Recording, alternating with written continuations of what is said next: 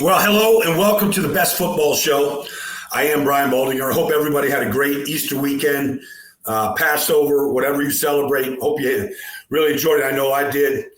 But with that, this is the Best Football Show. We're here talking football every day. You can find me at Baldy NFL across all social media platforms. Even though it was Easter weekend, Good Friday, all that stuff that was coming on and everybody was busy enjoying themselves. I did a lot of breakdowns that are all over social media. So go look at those at Instagram and X and TikTok. They're all over.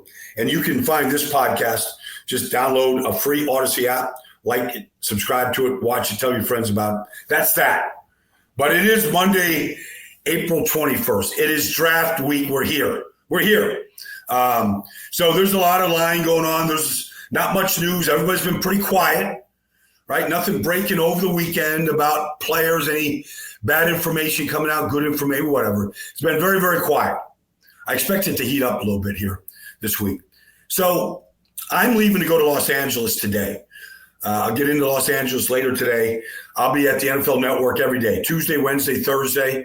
I'll be doing pre-draft shows on Thursday and Friday. I'll be on the draft on Saturday afternoon, along with Daniel Jeremiah and Rich Eisen and the whole group. So I hope you tune into NFL Network. Maybe we can find you some day 3 prospects. I know I've been searching for them throughout the weekend. I think I've on like Sean Dolak from the University of Buffalo, a Buffalo Bull, 168 tackles, 6 interceptions, 12 sacks. I mean, just elite type statistics. Undersized, looks like Matt Milano to me. Just an example of a day 3 player. I believe that's going to get taken. Can't wait to hear his name draw. He's a local Buffalo kid, East Seneca, New York. Those are the kind of guys you get excited about. But over the course of last week, I gave you my top 32 players, and I broke them down into 3 tiers. Tier 1 were difference makers. At the very top, Abdul Carter, Travis Hunter, Ashton Jeanty, difference makers. Cam Ward be the first player taken by Tennessee, the quarterback. Tier 2 was another 11 players, and they were no fear, meaning you didn't have any fear drafting these guys. All right, they're pretty clean, no off-the-field issues. They're all about ball, no fear. And then my last tier, which was 10 players, I said there was good and there was some bad. You see the good traits, the traits that make them a first-round pick, whether it's their length, how they tested, their production in college. But then there's some bad. There's some off-the-field things that have to get cleaned up. Some teams have to do their homework on them. Maybe they didn't test real well. Maybe they didn't interview real well. So there's some good and bad in the tier 3. So I want to start this segment, okay, by tier jumpers, guys that could jump from tier 2 to tier 1 or tier 3 to tier 2. And let me give you a couple of those players. Tier 2, tackle Armand Membu from Missouri, right tackle, all right, 3-year starter. And he's got all the length. He's 6'4", he's 332 pounds. And at the combine, he ran a 4.940. And he kind of blew up at the combine. Now, that happens. You always get 3, 4, 5 guys that blow up the combine, and maybe you overdraft them because of the results. But there seems to be even here we are, 3 days away from the draft. There is a great deal of disorder about who the top tackles in this draft is. We know the names. We know that there's Will Campbell. We know that there's Armand Membu. We know that there's Kelvin Banks Jr., Ariante Ursary. We know all the names. But to this point, in all the people I've talked to, it's pretty unclear about who is going to be the first tackle off the board. Now, I've got Will Campbell going number 4 to New England because he's my favorite tackle. Like I can get over the arm length issue. I can get over it because of his tape, what he's done at LSU for 3 straight years. So I've got him going number 4 to New England. But could New England bypass him? Let's just say for some reason Abdul Carter is available at New England at 4. Well, if you just look at your board, on any board, or like Abdul Carter, who is the number 1 player in this draft on a lot of people's boards. But if for some reason he drops past the Giants, let's just say the Giants take Shador at 3. and Abdul Carter's there with the Patriots at 4. Like, if you just go by their board, and I haven't seen it, Elliott Wolf, Mike Vrabel, like, you look how they stack this thing. I guarantee you that Abdul Carter is rated higher than Will Campbell. So let's just say they take him. Let's just say the Patriots take Abdul Carter and Will Campbell starts to drop. And let's just say he gets past Jacksonville and maybe past Chicago. Okay. There's the Jets. The Jets going to take a tackle.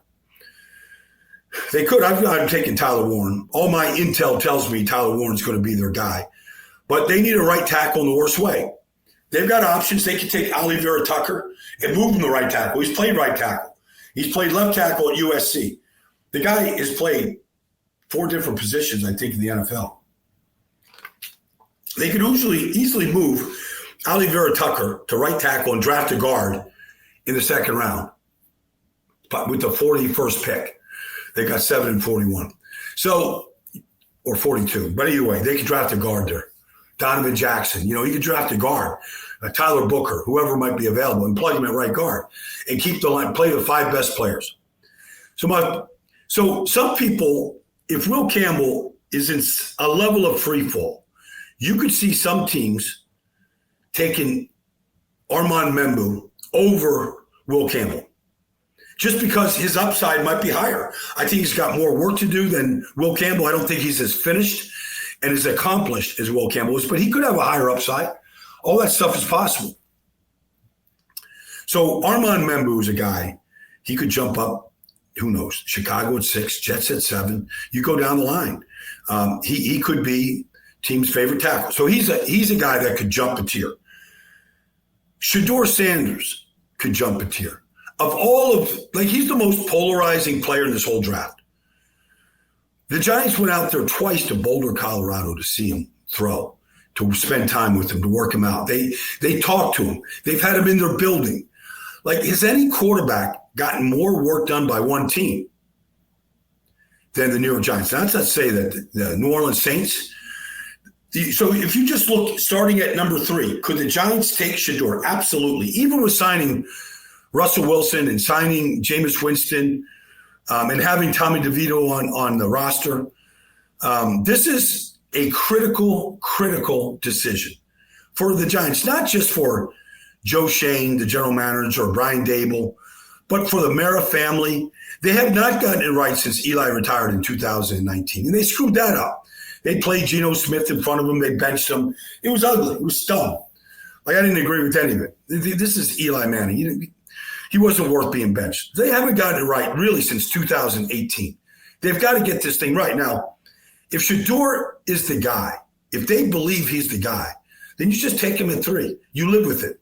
You just go and you say to yourself, we got to hit on other draft picks. We got to nail them. All right. We need a wide receiver. We need an offensive lineman. We need another running back to go with Tyrone Tracy, whatever. You got to nail the draft. He could go there. He could go 9 to New Orleans.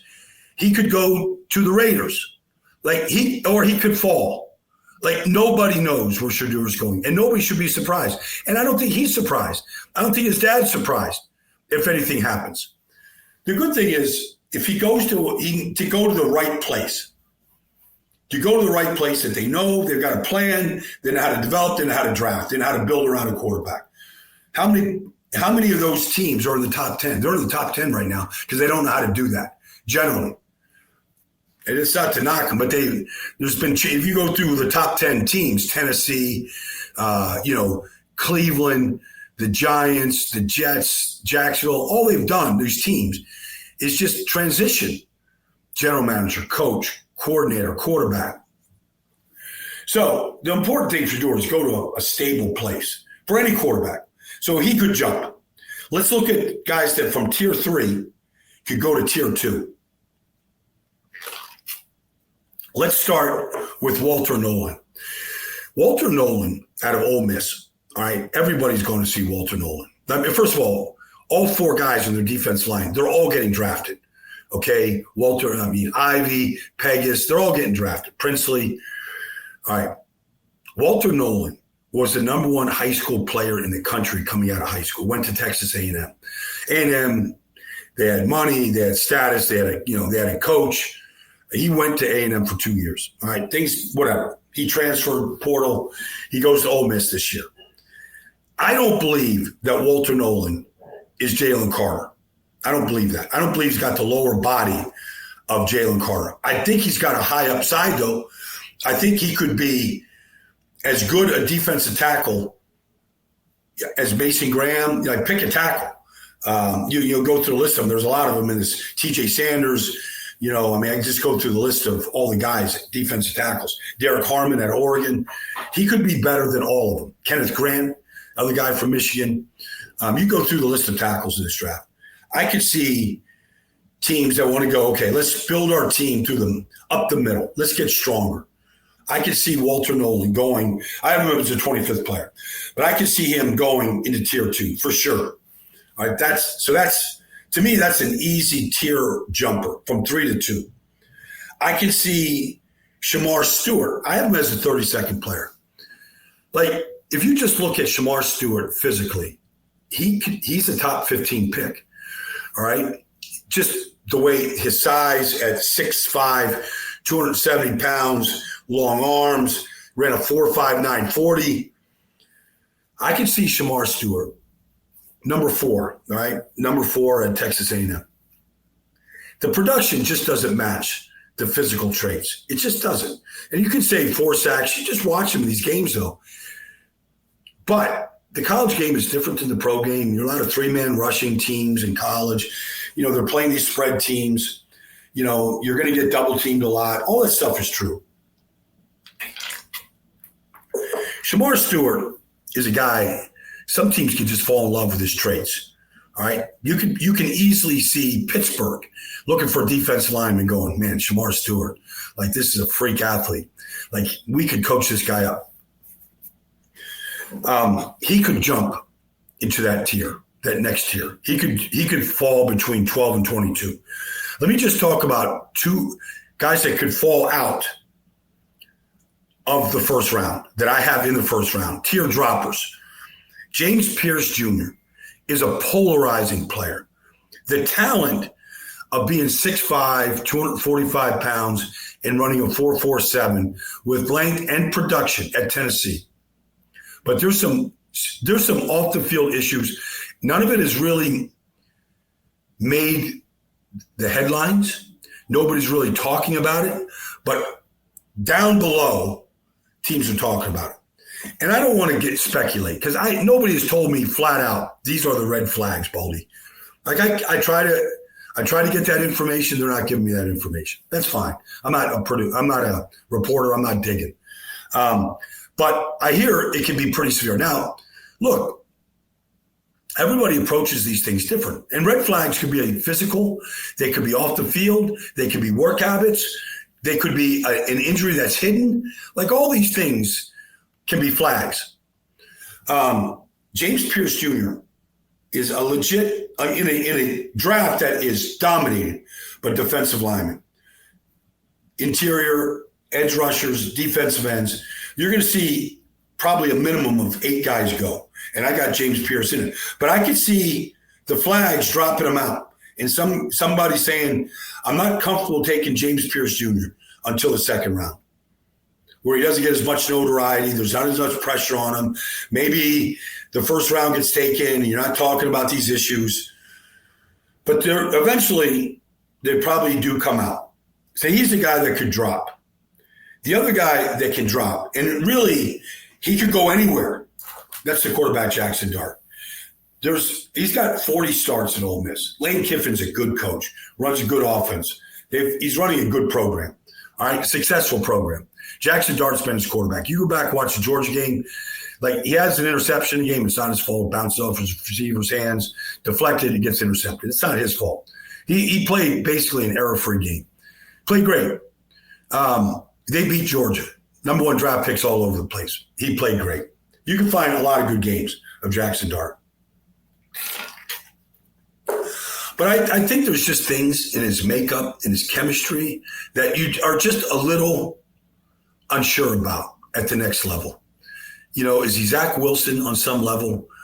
and I'm not saying Zach Wilson was highly immature.